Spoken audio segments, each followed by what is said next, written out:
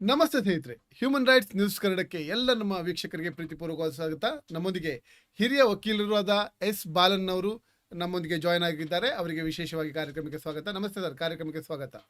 ನಮಸ್ಕಾರ. ನಮಸ್ಕಾರ ಸರ್, ಈಗ ಅಮೇರಿಕ, ಇಸ್ರೇಲ್, ಇರಾನ್ ಮೇಲೆ ಯುದ್ಧ ಸಾರಿದೆ. ಸಾಕಷ್ಟು ಹಾನಿಗಳಾಗ್ತಾ ಇದೆ. ಇರಾನ್ ಅದಕ್ಕೆ ಪ್ರತ್ಯುತ್ತರವನ್ನ ತನ್ನದೇ ಆದ ರೀತಿಯಲ್ಲಿ ಕೊಡ್ತಾ ಇದೆ. ತಮ್ಮ ಶಕ್ತಿಯನ್ನು ಮೀರಿ ಉತ್ತರವನ್ನು ಕೊಡ್ತಾ ಇದೆ. ಈ ಸಂದರ್ಭದಲ್ಲಿ ಗ್ಯಾಸು ಇನ್ನಿತರ ಸಾಮಗ್ರಿಗಳು ಬಂದು ಅಥವಾ ಹೋಟೆಲ್ಗಳು ಬಂದಾಗಿದೆ, ತಿನ್ನುವ ಆಹಾರಗಳಿಗೆ ಕೊರತೆ ಆಗ್ತಾ ಇದೆ. ಈ ಬಗ್ಗೆ ತಾವು ಹೇಳಿದ್ರು ಸರ್. ನೋಡಿ, ನಾನು ಮಂಗಳೂರಲ್ಲಿನೂ ಅದೇ, ಎಲ್ಲಾ ಕಡೆನೇ ಒಂದೇ ರೀತಿಯಲ್ಲೇ ಹೋಗ್ತಾ ಇದೆ. ಬೆಂಗಳೂರಲ್ಲಿ 40,000 ಈ ಹೋಟೆಲ್ಗಳಿದೆ, ಈಟರೀಸ್. ಹೀಗೆ ಅವರು ನಂಬಿ ಹಾಲು 12 ಲಕ್ಷ ಲೀಟರ್ ಲಾರಿ, ಅದು ಹಾಲು, ಮಾಂಸ, ಕೋಳಿ ಮಾಂಸ, ಕುರಿ ಮಾಂಸ, ಮೇಕೆ ಮಾಂಸ, ಮೀನು, ಮೊಟ್ಟೆ, ತರಕಾರಿ, ಹಣ್ಣು, ಇದೆಲ್ಲಾನು ಹೋಟೆಲ್ಗಳಲ್ಲಿ ಬೇಕಾಗುತ್ತದೆ. ಅದನ್ನ ಸಪ್ಲೈಯರ್ಸ್ ಮತ್ತೆ ಹೋಟೆಲ್ ಕೆಲ್ಸಗಾರರು, ಅದು ಅಡಿಗೆ ಮಾಡೋರು, ಸಪ್ಲೈ ಮಾಡೋರು ಎಲ್ಲ ಸೇರಿ, ಅಲ್ಲಿರೋ ಕ್ಯಾಶಿಯರು, ಇದೆಲ್ಲ ಪ್ಲಸ್ ಇದ್ರ ಜೊತೆನಲ್ಲಿ gig employees, platform employees, Swiggy, Zomato, ಇದು ಸಪ್ಲೈಸ್, ಇದು ಕಂಪ್ಲೀಟ್ ಸ್ಟ್ರಕ್ ಆಗಿದೆ. ಇಷ್ಟು ಮಾತ್ರ ಅಲ್ಲ, LPG ಗ್ಯಾಸ್ ಅಲ್ಲಿ ಓಡುವ ಆಟೋಗಳು, ಸೊ ಆಟೋ ರಿಕ್ಷಾ ನಂಬಿ ಲಕ್ಷಾಂತರ ಜನ ನಂಬಿ ಬಾಳ್ತಾ ಇದ್ದಾರೆ, ಅವ್ರಿಗೆ ಎಫೆಕ್ಟ್ ಆಗಿದೆ. ಈಗ ನಾನು ಒಂದು ಅಪಾರ್ಟ್ಮೆಂಟ್ ಅಲ್ಲಿ ಇದ್ದೀನಿ. ಈ ಅಪಾರ್ಟ್ಮೆಂಟ್ ಅಲ್ಲಿ ಗಂಡ ಹೆಂಡತಿ ಇಬ್ರು ಕೆಲಸ ಮಾಡ್ತಾರೆ. ಟಿಫನ್ ಸ್ವಿಗ್ಗಿ ಝೊಮ್ಯಾಟೊದಿಂದ ಬರ್ತಾ ಇದೆ, ಲಂಚು ಬರ್ತಾ ಇದೆ, ಡಿನ್ನರ್ ಕೂಡ ನಮ್ಗೆ ಬರ್ತಾ ಇದೆ. ಅಂದ್ರೆ ಕಂಪ್ಲೀಟ್ ಸರ್ವೀಸು ಇದು ಎಲ್ಲಾನು ಹಿಂಗ್ ಬರ್ತಾ ಇದೆ. ಅಂದ್ರೆ ಬೆಂಗಳೂರಲ್ಲೇ ಎಫೆಕ್ಟೆಡ್ ಒಂದು 10 ಲಕ್ಷ ಜನರಿಗೆ. ಸೊ ಅವರು ಲೈಫ್ ಹೋಗಿದೆ, ಜೀವನೋಪಾಯ ಬಾಳುವ ಒಂದು ರೂಟ್ ಕೆಟ್ಟೋಗ್ಬಿಟ್ಟಿದೆ. ಇದು ಮಾತ್ರ ಅಲ್ಲ, ಇದು ಇದೇ ತರಾನೇ ಎಲ್ಲಾ ನಗರಗಳು, ಗ್ರಾಮದಲ್ಲಿನೂ ಕೂಡ ಇದೇ ನಡೀತಾ ಇದೆ, ಇಡೀ ದೇಶದಲ್ಲಿ. ಅಂದ್ರೆ ಕೋಟ್ಯಾಂತರ ಜನ ಎಫೆಕ್ಟ್ ಆಗಿದ್ದಾರೆ ಅನ್ನೋದು ಗೊತ್ತು. ಸರ್ಕಾರಗಳು ಸುಳ್ಳು ಹೇಳ್ಕೊಂಡು ಬರ್ತಾ ಇದ್ದಾರೆ. ನಮ್ಮ ಕರ್ನಾಟಕದಲ್ಲಿ food and civil supplies minister ಮುನಿಯಪ್ಪರವರು ಏನ್ ತೊಂದ್ರೆನೇ ಇಲ್ಲ ಅಂದು ಒಂದು ಪ್ರೆಸ್ ಇಂಟರ್ವ್ಯೂ ಕೂಡ ಕೊಟ್ರು. ಮುನಿಯಪ್ಪರವರೇ, ನೀವು ಹೇಳಿದ್ದು ಸುಳ್ಳು. ನೀವು ಯಾಕೆ ಸುಳ್ಳು ಹೇಳ್ತೀರಾ? ನೀವು ಮಂತ್ರಿ ಆಗಿದ್ದು ಸುಳ್ಳು ಹೇಳೋ ಅವಶ್ಯಕತೆ ಏನಿತ್ತು? ನೀವು ಕಾಂಗ್ರೆಸ್ ಪಕ್ಷದಲ್ಲಿ ಇದ್ದೀರಾ ಇಲ್ಲ ಬಿಜೆಪಿನಲ್ಲಿ ಇದ್ದೀರಾ? ಬಿಜೆಪಿ ಪಕ್ಷದವ್ರನ್ನ ಯಾಕೆ ನೀವು ಪ್ರೊಟೆಕ್ಟ್ ಮಾಡ್ತೀರಾ ಅನ್ನೋದು ಅವ್ರಿಗೆ ಒಂದು ಪ್ರಶ್ನೆ. ಅಂದ್ರೆ ಬೆಂಗಳೂರಲ್ಲಿ ಈಗ ಎಷ್ಟು 40, ಕರ್ನಾಟಕದಲ್ಲಿ 40,000 ಸಿಲಿಂಡರ್ ಬೇಕಾಗುತ್ತೆ. ಈಗ ಹೋಟೆಲ್ಗಳಿಗೆ ಬರೀ 1,000 ಸಿಲಿಂಡರ್ ಮಾತ್ರ ಸಪ್ಲೈ ಆಗ್ತಾ ಇದೆ. ನಾನ್ ಮೊನ್ನೆ ಮೈಸೂರಿಗೆ ಹೋಗ್ತಿದ್ದೆ, ಅಲ್ಲಿ ಕಡಂಬ ಅಂದು ಒಂದು ಹೋಟ್ಲ್ ಇದೆ. ನಾನು ಆ ರೂಟ್ ಅಲ್ಲಿ ಹೋದ್ರೆ ಅಲ್ಲಿ ಇಡ್ಲಿ ವಡೆ ತಿನ್ನೋ ಅಭ್ಯಾಸ ನನಗೆ. ಅಲ್ಲಿ ಹೋದೆ, ಇಡ್ಲಿ ಕೊಡಪ್ಪ ಅಂದ್ರೆ ಇಡ್ಲಿ ಇಲ್ಲ ಸರ್, ವಡೆನೂ ಇಲ್ಲ. ಏನಿದೆ ಅಂದ್ರೆ ಚಾಟ್ ಇದೆ ಮತ್ತು ಪಾವ್ ಬಾಜಿ ಇದೆ, ಅಷ್ಟು ಬಿಟ್ರೆ ಬೇರೆ ಏನಿಲ್ಲ. ಗ್ಯಾಸ್ ಇಲ್ಲ, ಹೋಟ್ಲೆ ಖಾಲಿ ಇದೆ. ಸೊ ಔಟ್ಲೆಟ್ಗಳಿಲ್ಲ, ಸರ್ವಿಸ್ ಇಲ್ಲ. ಈ ಪರಿಸ್ಥಿತಿಗೆ ಬಂದಿದೆ. ಇದು ನೆಕ್ಸ್ಟ್ ನಮ್ದು ಪೆಟ್ರೋಲು. ಈಗಲೇ ಗ್ಯಾಸು ಸಿಲಿಂಡರ್ಗೆ ಕರ್ನಾಟಕದಲ್ಲಿ 915 ರೂಪಾಯಿ, ಪಾಟ್ನಾದಲ್ಲಿ 1,002 ರೂಪಾಯಿ. ಗ್ಯಾಸ್ ರೇಟು 1 ತಿಂಗಳಲ್ಲಿ 60 ರೂಪಾಯಿ ಜಾಸ್ತಿ ಆಗಿದೆ. ಸೊ ಇದಕ್ಕೆಲ್ಲ ಯಾರು ಕಾರಣ? ಈ ಕಾರಣ ಸರ್ಕಾರ. ನಿಮ್ಗೆ ಜನ ವೋಟ್ ಹಾಕಿ ಅಧಿಕಾರ ಕೊಟ್ಟಿದ್ದಾರೆ. ನೀವು ಕೋಟು ಸೂಟು ಹಾಕೊಂಡು ಸಪರೇಟ್ ಏರೋಪ್ಲೇನ್ ಅಲ್ಲಿ ಇಡೀ ಪ್ರಪಂಚ ಎಲ್ಲ ಹೋಗ್ತಾರೆ, ಹೋಗಿ ಎಲ್ಲರನ್ನು ಹಗ್ ಮಾಡ್ಕೊಳ್ತಾರೆ, ನಗ್ತಾರೆ, ಎಲ್ಲ ಮಾತಾಡ್ತಾರೆ ಪ್ರಧಾನ ಮಂತ್ರಿಗಳು. ಈ ಗ್ಯಾಸ್ ಕತೆ ಏನ್ ಸ್ವಾಮಿ ನೀವು? ಈಗ ನೋಡಿ, ಅವರು ಎಲೆಕ್ಷನ್ ನಲ್ಲಿ ಟ್ರಂಪ್ ಎಲೆಕ್ಷನ್ ಅಲ್ಲಿ ಕಂಟೆಸ್ಟ್ ಮಾಡಿದಾಗ ಪ್ರಧಾನಿ ಅಲ್ಲಿಗೆ ಹೋಗ್ತಾರೆ, ಮೋದಿ ಅವರು ಅಲ್ಲಿಗೆ ಹೋಗ್ತಾರೆ. ಹೌ ಡು ಯು ಮೋದಿ ಅಂದು ಅಲ್ಲಿ ಹೋಗ್ಬಿಟ್ಟು my friend of India, the great Trump vote ಹಾಕಿ ಅಂತಾರೆ. ಅವರು ಒಂದು ಎಲೆಕ್ಷನ್ ನಲ್ಲಿ ಕ್ಯಾಂಡಿಡೇಟು, ನೀವು ಒಂದು ದೇಶದ ಪ್ರಧಾನ ಮಂತ್ರಿ. ನೀವೇನು ಬಿಜೆಪಿಗೂ ರಿಪಬ್ಲಿಕನ್ ಪಾರ್ಟಿಗೂ ಏನ್ ಸಂಬಂಧ ಇಲ್ಲ? ಅದು ಒಂದ್ ದೇಶ, ನಮ್ದು ಒಂದ್ ದೇಶ. ನೀವು ಅಲ್ಲಿ ಹೋಗೋದು ದೇಶಕ್ಕೋಸ್ಕರ ಹೋಗ್ತೀರಾ. ಇನ್ನೊಬ್ಬ ಎಲೆಕ್ಷನ್ ನಲ್ಲಿ ನಿಂತ್ರೆ ಒಂದು ಪ್ರಧಾನಿ ಹೋಗಿ ನೀವು ಎಲೆಕ್ಷನ್ ಕ್ಯಾಂಪೇನ್ ಮಾಡ್ತೀರಾ? ಅಸಹ್ಯ ಆಯ್ತದು. It's not a proper strategy. ಈ ಗ್ಯಾಸ್ ಸಮಸ್ಯೆ ಪರಿಹಾರ ಆಗೋಕೆ ಸಾಧ್ಯ ಇದೆ ಸರ್? ಈ ಗ್ಯಾಸ್ ಸಮಸ್ಯೆ ಪರಿಹಾರ ನಾನು ಆಗ್ತದೆ? ಬರ್ತೀನಿ, ಅದಕ್ಕೆ ಬರ್ತೀನಿ. ನೆಕ್ಸ್ಟ್ ಟ್ರಂಪ್ ಸೋತೋದ, ನೆಕ್ಸ್ಟ್ ಗೌರ್ಮೆಂಟ್ ಬಂತು, ಮತ್ತೆ ಮೋದಿ ಬಂದ್ಬಿಟ್ಟ. ಈಗ ಮೋದಿ ಬಂದ ಮೇಲೆ ಏನಾಯ್ತು, ಇಂಟರ್ನ್ಯಾಷನಲ್ ಪಾಲಿಸಿ ಚೇಂಜ್ ಆಯ್ತು. ಒಂದು ಇಡೀ ಪ್ರಪಂಚದಲ್ಲಿ ದಾಳಿ ಮಾಡೋಕೆ ಶುರು ಮಾಡಿದ್ದಾರೆ ಮೋದಿ. ವೆನಿಜುಲಾ ಪ್ರೆಸಿಡೆಂಟ್ ಹೋಗಿ ಅಟ್ಯಾಕ್ ಮಾಡಿ, ಅರೆಸ್ಟ್ ಮಾಡಿ, ಬಂಧಿಸಿ ಅವರು ಜೈಲಲ್ಲಿ ಹಾಕಿದ್ದಾರೆ. ಟ್ರಂಪ್ ಈಗ ಇರಾನ್ಗೆ ಯುದ್ಧ ಯಾಕೆ ಮಾಡಿದ್ರು? ಇಸ್ರೇಲ್ ಯಾಕೆ ಯುದ್ಧ ಮಾಡಿತ್ತು? ಏನೋದು ಅಲ್ಲಿ ಆಟಮ್ ಬಾಂಬ್ ಇತ್ತು, ಆತರ ಬಾಂಬ್ ಇಲ್ಲ ಅಂತ ಹೊರಗೆ ಬಂತು. ಈಗ ನೀವು ಹೋಗಿ ಕೊಮೆನಿಯನ್ನ ಕೊಂದ್ರಿ. ಭಾರತದಲ್ಲಿ ಅಯ್ಯೋ ಪಾಪ ಕೊಮೆನಿಯಲ್ಲಿ ಕೊಂದ್ಬಿಟ್ರಲ್ಲ ಅಂದ್ಗಳು ಭಾರತ ಹೇಳಿಲ್ಲ. ಸೊ ಈಗ ಒಂದ್ ದಿವ್ಸಕ್ ಮೊದಲು ಪ್ರಧಾನಿ ಇಸ್ರೇಲ್ಗೆ ಹೋದ್ರು. ಹಮಾರ ಭಾರತ ದೇಶ ತುಮಾರ ಫಾದರ್ಸ್ ದೇಶ ಅಂದ್ರು. ನಮ್ದು ತಾಯಿ ದೇಶ, ನಿಮ್ದು ತಂದೆ ದೇಶ ಅಂದು ಅವ್ರನ್ನ ಯೂಸ್ ಮಾಡ್ಕೊಂಡು 2ನೇ ದಿವ್ಸನೇ ಖೊಮೇನಿಯನ್ನ ಕೊಂದ್ರು. But as a sovereign state ಪ್ರಧಾನಿಗಳು ಅದು ತಪ್ಪು ಅಂದ್ ಕೂಡ ಹೇಳಿಲ್ಲ. ಇದು ಯುದ್ಧ ಯಾಕೆ? ಇರಾನ್ಗೆ ಯುದ್ಧ ಬೇಕಾಗಿಲ್ಲ. ಆದ್ರೆ ಸರ್, ಇಲ್ಲಿ ನಮ್ಮ ಭಾರತ ದೇಶದ ಜನತೆ ಇರಾನ್ ಪರವಾಗಿ ನಿಂತಿದೆ, ಇರಾನ್ ಪರವಾಗಿ ಧ್ವನಿ ಎತ್ತಾ ಇದ್ದಾರೆ. ನಮ್ಮ ಯೂಟ್ಯೂಬರ್ಸ್ ಇರ್ಬೋದು, ಪತ್ರಕರ್ತರು ಇರ್ಬೋದು, ಹೆಚ್ಚಿನವರು ಇರಾನ್ ಪರವಾಗಿ ಧ್ವನಿ ಎತ್ತಾ ಇದ್ದಾರೆ. ಸರ್ಕಾರ ಏನ್ ಹೇಳುತ್ತೆ? ಸರ್ಕಾರ ತಾನೇ. ಏನಾಯ್ತು ಈಗ? ಹರ್ಮುಜ್ ಸ್ಟ್ರೈಟ್ ಅಲ್ಲಿ ಕಪ್ಪಲು ಶಿಪ್ ಬರ್ಬೇಕು. ಈಗ ನಮ್ದು ಎಲ್ಲ ಕಂಪ್ಲೀಟ್ ಅಲ್ಲಿ ಸ್ಟ್ಯಾಂಡ್ ಆಗ್ಬಿಟ್ಟಿದೆ. ಈಗ ಏನ್ ತೊಂದ್ರೆ ಇಲ್ಲ, ಬರ್ತಾ ಇದೆ ಅಂತ ಹೇಳ್ತಾರೆ. 4 ಬಂದಿದೆ ಅಂತ ಹೇಳ್ತಾರೆ, ಉಳಿದಿದ್ದು ಅಲ್ಲೇ ಬಿದ್ದಿದೆ ಅಂತ ಹೇಳ್ತಾರೆ. ಇದು ಏನು ಇಂಟರ್ನ್ಯಾಷನಲ್ ಪಾಲಿಸಿ ಚೇಂಜ್. ನಮ್ದು ನಾನ್ ಅಲೈನ್ಡ್ ಮೂವ್ಮೆಂಟ್, ನಾನ್ ಅಲೈನ್ಡ್ ನೇಷನ್. ನಾವು ಅಮೆರಿಕಾ ಕಡೆನೂ ಇಲ್ಲ, ರಷ್ಯಾ ಕಡೆನೂ ಇಲ್ಲ. ನಾನ್ ಅಲೈನ್ಡ್ ಮೂವ್ಮೆಂಟ್. ನಾವು ಬ್ರಿಕ್ಸ್ ಅಲ್ಲಿ ಇದ್ವಿ. ನಾವು ಇರಾನು, ಇರಾಕ್ ಎಲ್ಲ ಸೇರಿ ನಾವು ನಾನ್ ಅಲೈನ್ಡ್ ಮೂವ್ಮೆಂಟ್ ಅಲ್ಲಿ ಇದ್ವಿ. ನೀವು ಯಾಕೆ ಅಮೆರಿಕಾ ಪರ ಹೋಗ್ತಾ ಇದ್ದೀರಾ? ಈಗ Iran, Pakistan, India pipeline gas ಒಂದು 1990 ಒಪ್ಪಂದ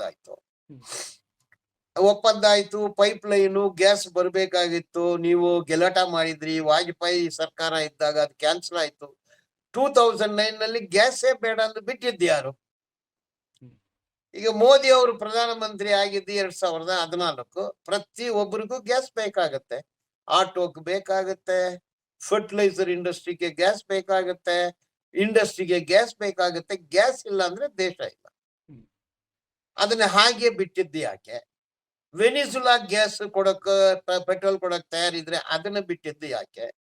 ರಷ್ಯಾದಲ್ಲಿ ಕನ್ಸೆಷನ್ ರೇಟ್ ಅಲ್ಲಿ ನಿಮ್ಗೆ ಪೆಟ್ರೋಲ್ ಕೊಟ್ರು, ಕ್ರೂಡ್ ಆಯಿಲ್. ಅದನ್ನ ಪೂರ್ತಿ ನೀವು ಯಾರಿಗೆ ಕೊಟ್ರಿ? ಅಂಬಾನಿಗೆ ಕೊಟ್ರಿ. ಅವನು ಲಕ್ಷಾಂತರ 2 ಲಕ್ಷ ಕೋಟಿ ದುಡ್ಡು ಮಾಡ್ಕೊಂಡ. ನಮ್ಗೆ ₹1 ಪೆಟ್ರೋಲು, ಗ್ಯಾಸ್ ಯಾವ್ದು ಚೀಪ್ ರೇಟ್ ಅಲ್ಲಿ ಬಂದಿಲ್ಲ. ಮತ್ತೆ ಅದನ್ನ ಇಟ್ಕೊಂಡು ಟಾರಿಫ್ ಜಾಸ್ತಿ ಮಾಡಿ ತಿರುಪೂರಿಂದ ಬನಿಯನ್ಸು, ಕಾಟನ್ಸು, ಈಗ ಫ್ರಾನ್ಸು, ಅಕ್ಕಿ, ಬಾಸ್ಮತಿ ರೈಸ್ ಎಲ್ಲ ನಿಂತಿದೆ. ಮಿಡ್ಲ್ ಈಸ್ಟ್ಗೆ ಹೋಗುವ ಎಲ್ಲಾ ಎಕ್ಸ್ಪೋರ್ಟ್ ಐಟಮ್ಸ್ ಬಿದ್ದಿದೆ. ಅಂದ್ರೆ ಈ ದೇಶದಲ್ಲಿ, ಭಾರತ ದೇಶದಲ್ಲಿ ಎಲ್ರಿಗೂ ಪ್ರಾಬ್ಲಮ್ ಆಗಿದೆ. ಇದಕ್ಕೆ ಯಾರು ಕಾರಣ? ರಷ್ಯಾದವ್ರು. ನಮ್ಮ ದೇಶ ಇಟ್ಸ್ ಅ ಸಾವರಿನ್ ನೇಷನ್. ನಾವು ಎಲ್ಲಿ ಖರೀದಿ ಮಾಡ್ಬೇಕು ಅಂತ ನಾವು ತೀರ್ಮಾನ ಮಾಡ್ಬೇಕು. ಟ್ರಂಪ್ ಯಾರು ಹೇಳಕ್ಕೆ? ಟ್ರಂಪ್ ಹೇಳ್ತಾನೆ Indian prime minister is a good actor. ಒಳ್ಳೆ ನಾಟಕ ನಕರ ಮಾಡ್ತಾರೆ ಪ್ರಧಾನಿ.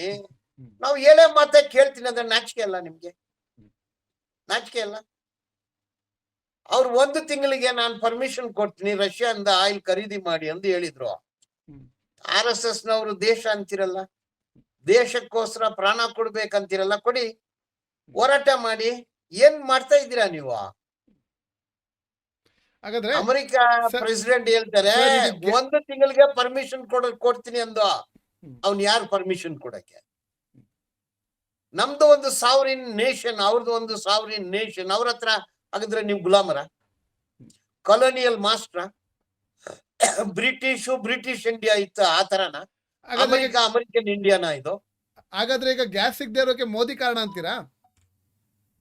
ಅದು ಎಲ್ಲರಿಗೂ ಗೊತ್ತು. ನಾನು ಹೇಳ್ಬೇಕಾ? 101% ಅವರೇ ಕಾರಣ, RSS ಕಾರಣ, ಅವ್ರ ಪಾಲಿಸಿನೇ ಕಾರಣ. ಹ್ಮ್. ಅರೆ, ಒಬ್ಬ ಲೀಡರ್ಸ್ ಕೊಂದ್ರು ಪಾಪ ಅಂತ ಕೂಡ ಹೇಳಿಲ್ಲ ನೀವು. ಹಾಗಾದ್ರೆ ಭಾರತ ನನ್ನ ಮೂಲ ಪಾಲಿಸಿಯನ್ನ, ಮೂಲ ವಿಷಯವನ್ನ ಮರಿತಾ ಇದೆ ಅಂತಿದ್ದೀರಾ? ಹೌದು. ಹ್ಮ್. ಈಗ ನೀವು ನಾನ್ ಅಲೈನ್ಡ್ ಮೂವ್ಮೆಂಟ್ ಹ್ಮ್. ನೀವು ಕೊಂದಿದ್ ನೀವ್ ಯಾಕೆ ನಿಮ್ಮನ್ನ ಎಷ್ಟು ವರ್ಷಾಗಿ ಬಳಸ್ಕೊಂಡ್ರು ನೋಡಿ. ಹ್ಮ್. ನೀವು ಹೋದ್ರಿ, ಹ್ಮ್. ಎಲ್ಲಿಗೆ ಹೋದ್ರಿ? ಇಸ್ರೇಲ್ಗೆ. ಇಸ್ರೇಲ್ಗೆ ಹೋದ್ರಿ. ಹ್ಮ್. ಅವ್ನ್ ಯಾರು? ನೆತ್ರೆಯಾವು, ಹ್ಮ್. War criminal. ಹ್ಮ್. International court of justice is a war criminal ಅಂತ ಬಿಟ್ಟಿದ್ದಾರೆ. ಹ್ಮ್. ವಾರ್ ಕ್ರಿಮಿನಲ್ ಅನ್ನೇ ಹಗ್ ಮಾಡ್ಕೊಂಡ್ರಿ ನೀವು. ಹ್ಮ್. ನಿಮ್ಮನ್ನ ಬಳಸ್ಕೊಂಡು ಮಾರನೇ ದಿವಸ ಯುದ್ಧಕ್ಕೆ ಹೋದ. ಹ. ಯುದ್ಧ ಸರಿ ಇಲ್ಲ ಅಂತ ಹೇಳ್ಬೇಕಲ್ಲ. ಏನಕ್ಕೆ ಅದು ಯುದ್ಧ ಇದು? ಅದು ಅಲ್ಲಿ ಹೇಳಿದ ಪದ ಅವರು ತುಂಬಾ ಏನು ತಂದೆಯ ದೇಶ ಅಥವಾ ಫಾದರ್ ಲ್ಯಾಂಡ್ ಅಂತ ಹೇಳಿದ್ದು, ಅದು ಸ್ವಲ್ಪ ಕಷ್ಟ ಆಗ್ತದೆ ಕೇಳಲಿಕ್ಕೆ ಭಾರತೀಯರಿಗೆ. ಇದಕ್ಕೆ RSS ನವರೇ ಉತ್ತರ ಕೊಡ್ಬೇಕು. ಅವ್ರ ದೇಶಭಕ್ತರಲ್ಲ. ಹ್ಮ್. ಟ್ರಂಪ್ ಇಂಡಿಯಾ ಪಾಕಿಸ್ತಾನ್ ವಾರ್ ನಾನೇ ನಿಲ್ಲಿಸ್ದೆ ಅಂದ. ಹ್ಮ್. ಯಾರು ಹೇಳಿದ್ದು? ಹ್ಮ್. ಟ್ರಂಪ್. ಹಾಗಾದ್ರೆ ಟ್ರಂಪ್ ಮಾಡೋ ಮಾತು ಎಲ್ಲ ಕೇಳ್ತೀರಾ ನೀವು? ಹ್ಮ್. ಅದು ಅಲ್ಲಿರೋ ಸೆಕ್ರೆಟರಿ ಆಫ್ ಸ್ಟೇಟ್ ಹೇಳ್ತಾನೆ, Indian prime minister is a good actor ಅಂತಾನೆ.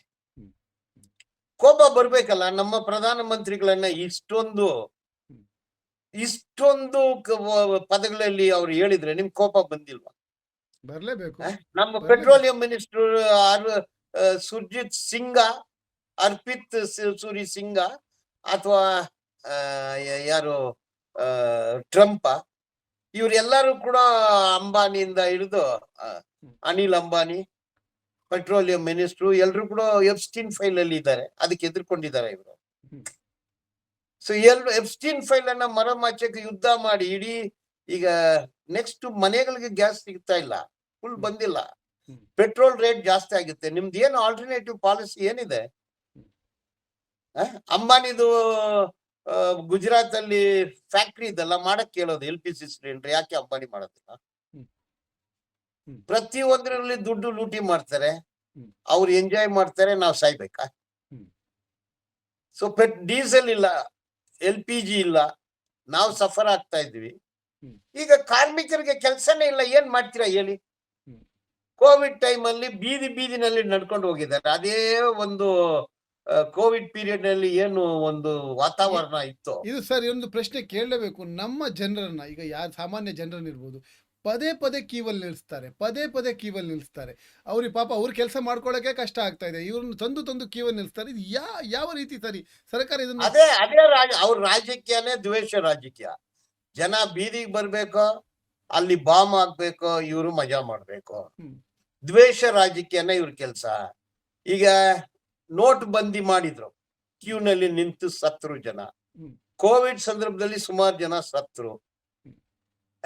ಈಗ ಎಲ್ಲಾ ಕಾರ್ಖಾನೆ ಎಲ್ಲ ಮುಚ್ಚಿದೀರಾ. ಹ್ಮ್. ರೈತರಿಗೆ ವಿರೋಧವಾಗಿ ಕಾನೂನು ತಂದಿ ಅಲ್ಲಿನೂ ಸತ್ರು. ಹ್ಮ್. ಈಗ ಕಾರ್ಮಿಕರಿಗೆ ವಿರೋಧವಾಗಿ ಕಾನೂನು ತಂದಿದ್ದೀರಾ. CAA ಬೇಡ ಅಂದ್ರೆ ಈಗ ಸರ್ರನ್ನ ತಂದಿದ್ದೀರಾ ನೀವು. ಪ್ರತಿ ಒಂದು ಜನರಿಗೆ ವಿರೋಧವಾದ ಕೆಲಸನೇ ಈ ಸರ್ಕಾರ ಮಾಡ್ತಾ ಇದೆ. ಇದಕ್ಕೆ ಒಂದೇ ದಾರಿ, ಎಲೆಕ್ಷನ್ ಅಲ್ಲಿ ಅವ್ರನ್ನ ಸೋಲ್ಬೇಕಾಗತ್ತೆ, ಜನ ಬೀದಿ ಹೋರಾಟ ಮಾಡ್ಬೇಕಾಗತ್ತೆ. ಮೊನ್ನೆ ಹೈಕೋರ್ಟ್ ಅಲ್ಲಿ ಒಂದು ರಿಟ್ ಪಿಟಿಷನ್ ಹಾಕಿದ್ರೆ ಗ್ಯಾಸ್ ಬಗ್ಗೆ. ಹ್ಮ್. ಅದಕ್ಕೆ ಸರ್ಕಾರ ಹೇಳ್ತಾರೆ, ಬಾಂಬೆ ಹೈಕೋರ್ಟ್ ಅಲ್ಲಿನೂ ಈ ತರ ಕೇಸ್ ಬಂತು, ಅದು ಸ್ಟೇಟ್ ಗವರ್ಮೆಂಟ್ ಸೆಂಟ್ರಲ್ ಗವರ್ಮೆಂಟ್ ಗೆ ಬಿಟ್ಬಿಡ್ಬೇಕು, ಹ್ಮ್. ಇದು ಕೋರ್ಟ್ ಇದರಲ್ಲಿ ತಲೆ ಹಾಕೋಂಗಿಲ್ಲ ಅಂದು. ಅದರಿಂದ ಡೇಟ್ ಹೋಯ್ತು. ಹಾಗಾದ್ರೆ ಗ್ಯಾಸ್ ಇಲ್ಲ, ಪಾಲಿಸಿ ಸರಿ ಇಲ್ಲ ಅಂದ್ರೆ ನೀವು ಕೋರ್ಟ್ಗೆ ಹೋಗಂಗಿಲ್ಲ. ಹ್ಮ್. ನಮ್ಮ ಶಾಸಕರು ಸಚಿವರು ಸುಳ್ಳುಗಳು ಹೇಳ್ತಾರೆ, ಹ್ಮ್. ಸರ್ಕಾರ ಸುಳ್ಳುಗಳು ಹೇಳ್ತಾ ಇದೆ. ಹ್ಮ್. ಎಲ್ಲ ಗ್ಯಾಸ್ ಫುಲ್ ಇದೆ ಅಂದ್ರೆ ಇನ್ನ ಒಂದ್ 2 ವಾರ ಹೋಗ್ಲಿ, ಮನೆಗಳಿಗೆ ಗ್ಯಾಸ್ ಇರಲ್ಲ. ಹ್ಮ್. ಜನ ಬರ್ತಾರೆ, ಬೀದಿಗೆ ಬರ್ತಾರೆ, ಬರೋದಿಲ್ವಾ? ಹ್ಮ್. ಖಂಡಿತ. ಸಾಯ್ಬೇಕಂತ ಊಟ ದೇಶಕ್ಕೋಸ್ಕರ ತಿನ್ನೋದು ಕಷ್ಟ ಊಟ ಆಗುತ್ತೆ. ಇಲ್ಲದೆ ಸಾಯಿ. ಹ್ಮ್. ಇದು ದೇಶ, ಹ್ಮ್. ದೇಶದ ಪಾಲಿಸಿ.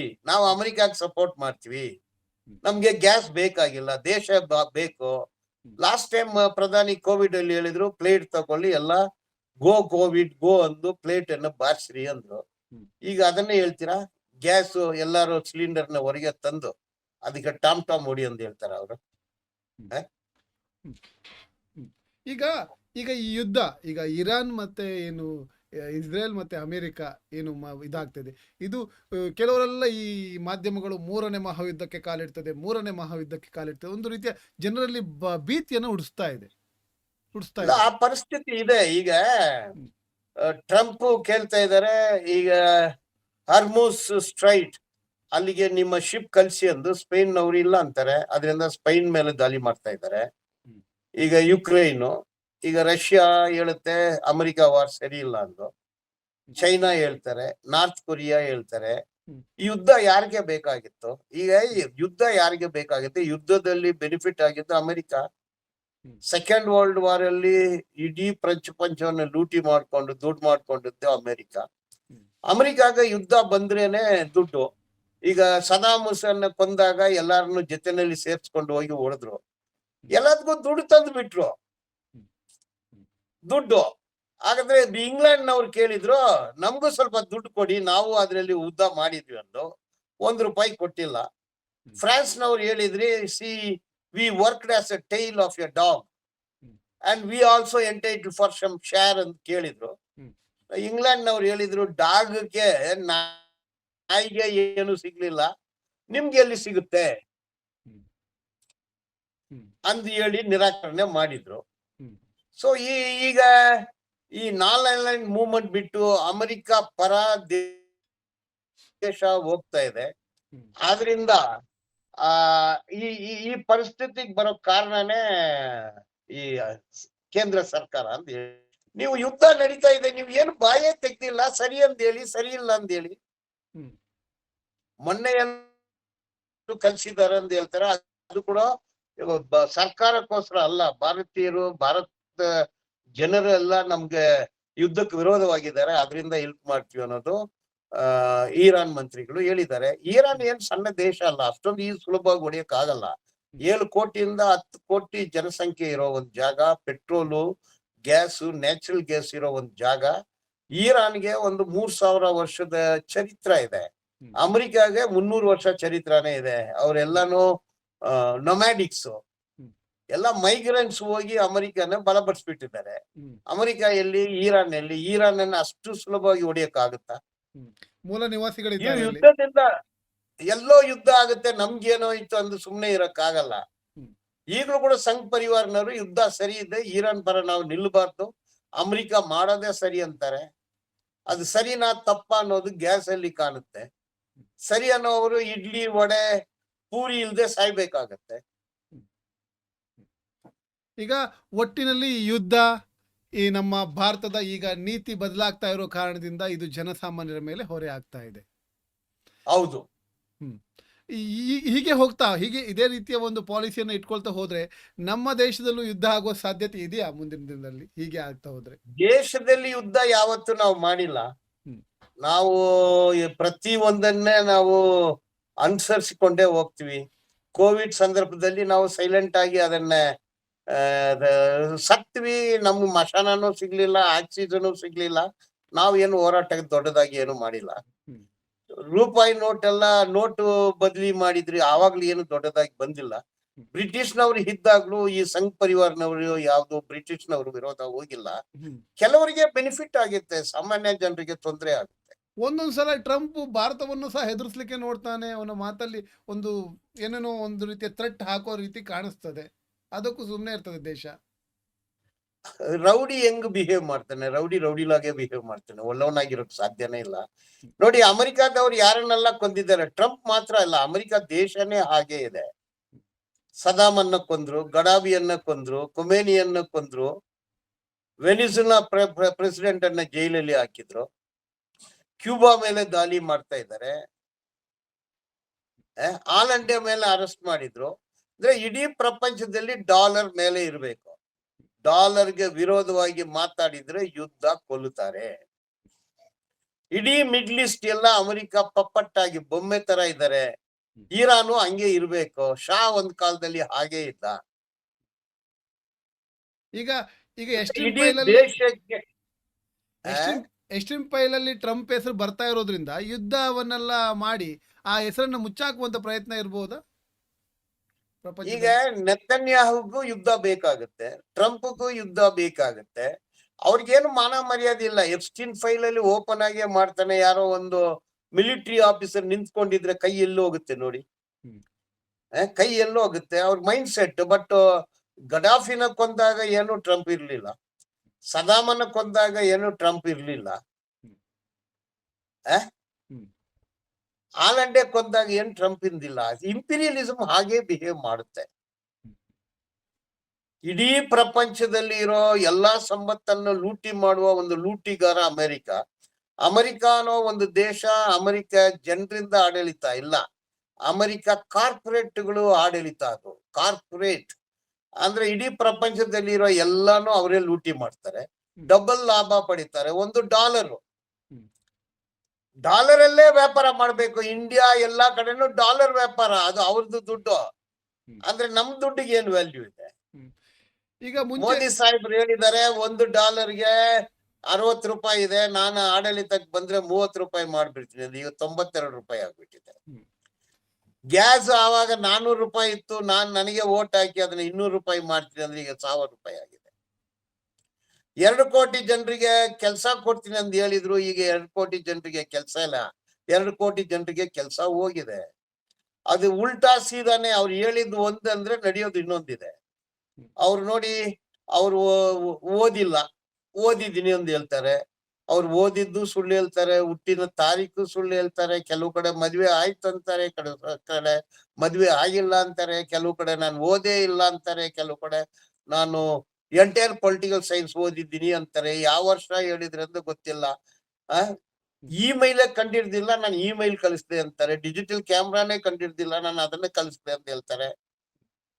ಪ್ರತಿ ಒಂದು ಹೇಳ್ತಾರೆ. ನಾವು ಸೈನ್ಸ್ ಇದ್ರಲ್ಲಿ ಹೋಗಿ ಪ್ಲಾಸ್ಟಿಕ್ ಸರ್ಜರಿ ನಾವೇ ಕಂಡಿಡಿದ್ವಿ ಅಂತ ಹೇಳ್ತಾರೆ, ಏರೋಪ್ಲೇನ್ ನಾವೇ ಕಂಡಿಡಿದಿದ್ದು ಅಂತ ಹೇಳ್ತಾರೆ. ಪ್ಲಾಸ್ಟಿಕ್ಸ್ ಅದು ಮಾತ್ರ ಅಲ್ಲ, ಕಂಪ್ಯೂಟರ್ ನಾವೇ ಕಂಡಿಡ್ದಿದ್ದು, ಟಿವಿ ನಾವೇ ಕಂಡಿಡ್ದಿದ್ದು. ಇದೆಲ್ಲ 17 ಲಕ್ಷ ವರ್ಷಕ್ಕೆ ಮೊದಲೇ ಭಾರತದಲ್ಲಿ ಇದೆಲ್ಲ ಕಂಡಿಡ್ದೀವಿ ಅಂತ ಸುಳ್ಳು ಹೇಳ್ತಾರೆ. ಬರೀ ಸುಳ್ಳು ಹೇಳ್ಕೊಂಡ್ ಬರ್ತಾ ಇದ್ದಾರೆ. ಆಗ್ಲಿ, ಈ ಯುದ್ಧ ಯಾವ ರೀತಿಗೆ ಈ ಪ್ರಪಂಚದ ಜನರನ್ನ ಕರ್ಕೊಂಡು ಹೋಗುತ್ತೆ ಗೊತ್ತಿಲ್ಲ. ಈಗಾಗಲೇ ಇರಾನು ತನ್ನ ಶತ್ರುತ್ವ ರೊಚ್ಚಿಗೆದ್ದು ಅವರು ಯುದ್ಧವನ್ನು ಮಾಡ್ತಾ ಇದ್ದಾರೆ. ಎಲ್ಲ ದೇಶದ ಮೇಲೆ ಪರಿಣಾಮ ಬೀರ್ತಾ ಇದೆ. ಅಲ್ಲಿ ಕಂಟ್ರೋಲ್ ಮಾಡುವಂಥ ಲೀಡರ್ ಸಹ ಯಾರಂತ ಸಹ ಗೊತ್ತಾಗ್ತಾ ಇಲ್ಲ, ಅವ್ರನ್ನ ಕರೆದು ಮಾತಾಡುವವರು ಯಾರಂತನೂ ಗೊತ್ತಿಲ್ಲ. ಇದೆಲ್ಲ ನೋಡ್ತಾ ಹೋದರೆ ಈ ಯುದ್ಧ ಇನ್ನೂ ಜಾಸ್ತಿ ದಿವಸ ಮುಂದುವರಿತದೆ ಅನಿಸ್ತದೆ. ನಿಮ್ಮ ಅಭಿಪ್ರಾಯ ಸರ್? ಹೌದು, ಯುದ್ಧ ಮಾಡ್ತಾ ಇದ್ದಾರೆ. ನಮ್ಗೆ ಸಂಬಂಧ ಇಲ್ಲ ಅಂದ್ರೆ ಸುಮ್ನೆ ಇರಕ್ಕಾಗಲ್ಲ. ಈಗಲೇ ನಮ್ಮ ಕಿಚನ್ ಬಂದ್ಬಿಟ್ಟಿದೆ, ನಮ್ಮ ಕೆಲ್ಸಕ್ಕೆ ಬಂದ್ಬಿಟ್ಟಿದೆ. ಆಟೋ ಡ್ರೈವರ್ಗೆ ಹೊಟ್ಟೆನಲ್ಲಿ ಮಣ್ಣು ಬಿದ್ದಿದೆ, ಹೋಟೆಲ್ ಕಾರ್ಮಿಕರ ಹೊಟ್ಟೆಯಲ್ಲಿ ಮಣ್ಣು ಬಿದ್ದಿದೆ. ಅದರಿಂದ ಹಾಲು ಉತ್ಪಾದಕರು, ಮಟನ್ನು, ಚಿಕನ್ನು, ಫಿಶು, ಪ್ರತಿಯೊಬ್ಬರು ಹೊಟ್ಟೆನೂ ಒಡೆಯಲಾಗಿದೆ. ಸೊ ಯುದ್ಧಕ್ಕೂ ನಮ್ಮ ಹೊಟ್ಟೆಗೆ ಸಂಬಂಧ ಇದೆ, ಯುದ್ಧಕ್ಕೆ ನಮ್ಮ ಪಾಕೆಟ್ಗೂ ಸಂಬಂಧ ಇದೆ, ಈ ಯುದ್ಧಕ್ಕೂ ನಮ್ಮ ದಿನನಿತ್ಯ ಬದುಕಕ್ಕೂ ಸಂಬಂಧ ಇದೆ. ಸರ್ಕಾರ ಇದರಲ್ಲಿ ಒಂದು ನಿಲುವು ತಕ್ಕೋಬೇಕಾಗುತ್ತೆ ಅಂತ ಹೇಳ್ತೀನಿ ನಾನು. ಆಗಲಿ, ಸಾಕಷ್ಟು ಈ ವಿಚಾರದ ಬಗ್ಗೆ ಮಾತಾಡಿದ್ದಾರೆ. ಈ ವಿಚಾರಕ್ಕೆ ಸಂಬಂಧಪಟ್ಟು ನಮ್ಮ ವೀಕ್ಷಕರು ಕಮೆಂಟ್ ಮಾಡಿ ತಿಳಿಸ್ಬೇಕು. ಯುದ್ಧ ಏನಾಗ್ಬೋದು, ಈ ಗ್ಯಾಸ್ನ ಸಮಸ್ಯೆ ಹೇಗಾಗ್ತಾ ಇದೆ, ನಿಮಗೆಲ್ಲ ಯಾವ ತೊಂದರೆ ಆಗ್ತಾ ಇದೆ ಅಂತ ಕಮೆಂಟ್ನ ಮೂಲಕ ಹೇಳಿ. ನಮ್ಮ ಹಿರಿಯ ನ್ಯಾಯವಾದಿಗಳು ಎಸ್ ಬಾಲನ್ ಅವರು ಮಾತಾಡಿದ ವಿಚಾರಕ್ಕೆ ಸಂಬಂಧಪಟ್ಟು ಕಮೆಂಟ್ ಮಾಡಿ ನಿಮ್ಮ ಅಭಿಪ್ರಾಯಗಳನ್ನು ತಿಳಿಸಿ. ಇಷ್ಟೊತ್ತು ನಮ್ಮೊಂದಿಗೆ ಮಾತನಾಡಿದ ಎಸ್ ಬಾಲನ್ ಅವರಿಗೆ ವಿಶೇಷವಾದ ಧನ್ಯವಾದಗಳು. ನಮಸ್ತೆ. Thank you.